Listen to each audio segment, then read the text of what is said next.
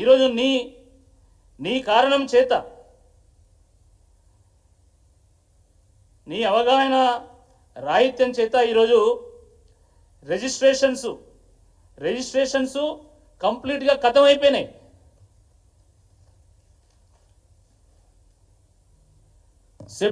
గత సంవత్సరం సెప్టెంబర్లో 99,000 ట్రాన్సాక్షన్స్ జరిగితే రియల్ ఎస్టేట్ సంబంధించి ఈరోజు 80,000 ట్రాన్సాక్షన్స్ జరుగుతున్నాయి.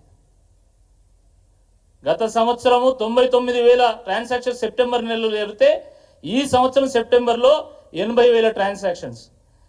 గత సంవత్సరం ఇదే నెలలో 955 కోట్ల రూపాయల ప్రభుత్వానికి ఆదాయం వస్తే ఈసారి 650 కోట్లు వచ్చింది. అంటే 300 కోట్లు ఒక్క నెలలో ఒక్క సెక్టర్లో.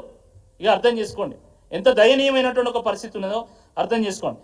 గత సంవత్సరం మొత్తం 10 లక్షల రిజిస్ట్రేషన్ జరిగితే ఈ సంవత్సరం 9 లక్షలు కూడా జరగలేదు.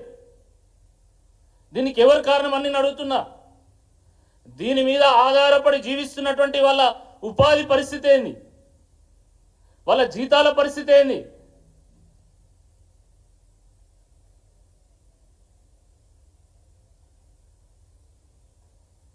ఆగమేఘాల మీద హైడ్రా తీసుకొచ్చినాం, అంత అవసరమేంది?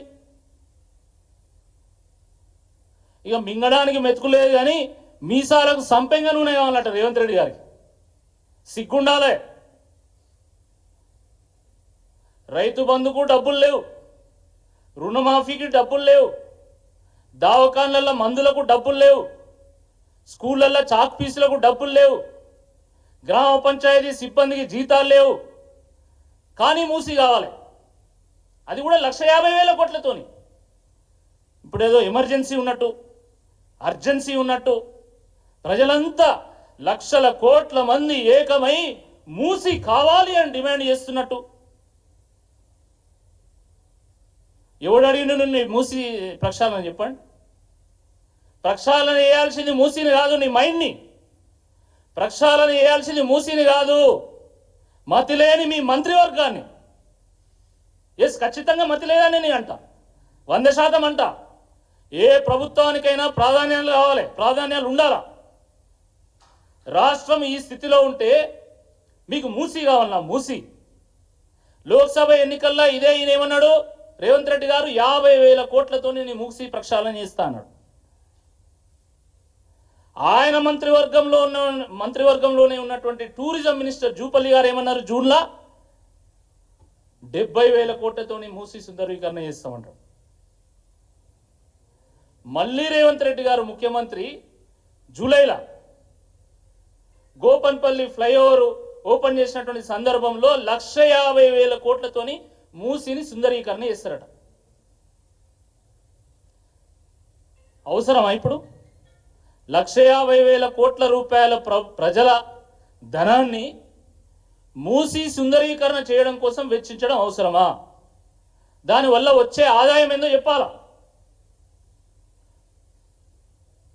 ఒక దేవాదులో ఉన్నది, ఒక సీతారామ ప్రాజెక్ట్ ఉంది, ఒక కాళేశ్వరం ఉంది, లక్షల ఎకరాలకు నీళ్ళు ఇచ్చేటువంటి ప్రాజెక్టులు అవి. అద్భుతంగా వ్యవసాయం సాగుతుంది, ధాన్యం పండిస్తారు, ధాన్యం అమ్ముతారు, ఫుడ్ ప్రాసెసింగ్ ఇండస్ట్రీస్ నడుస్తాయి, ప్రభుత్వానికి పన్ను వస్తుంది, ప్రభుత్వం ప్రజల కోసం వెచ్చించగలుగుతుంది. కానీ మూసి వల్ల ఒక్క ఎకరానికన్నా నువ్వు నీళ్ళు ఇవ్వదలుచుకున్నావా? ఆ మూసి వల్ల ఒక్క క్వింటాలైనా అదనపు ధాన్యం పండుతుందా?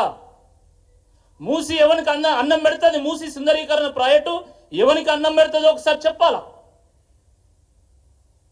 మూసి సుందరీకరణ అన్నం పెట్టే ప్రాజెక్టు కాదు, తెలంగాణ ప్రజలకు, ముఖ్యంగా పేద బడుగు బలహీన వర్గాల ప్రజలకు సున్నం పెట్టేటువంటి ప్రాజెక్ట్ అది.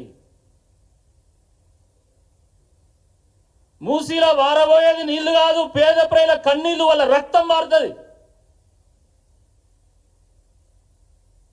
స్వయంగా ప్రధానమంత్రి గారు ప్రారంభించినటువంటి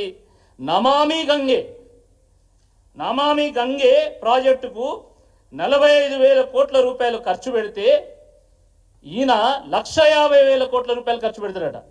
నమామి గంగే 4,527 కిలోమీటర్ల పొడవునా నిర్వహిస్తున్నటువంటి ప్రాజెక్ట్ అది. వాళ్ళు ఖర్చు పెట్టేది 45,000 కోట్ల రూపాయలు. మూసి సుందరీకరణ ప్రాజెక్టు 55 కిలోమీటర్ల పొడవునా నిర్వహించేటువంటి ప్రాజెక్టుకు నువ్వు ఖర్చు పెట్టేది 1,50,000 కోట్ల రూపాయలు. ఎవరిని బతికించడం కోసం ఇది? నమామి గంగే కిలోమీటర్కు 17 కోట్ల రూపాయలు ఖర్చు అయితే నమామి గంగేలో మూసి సుందరీకరణ ప్రాజెక్టులో కిలోమీటర్కి 2,727 కోట్ల రూపాయలు ఖర్చు అవుతున్నాయి.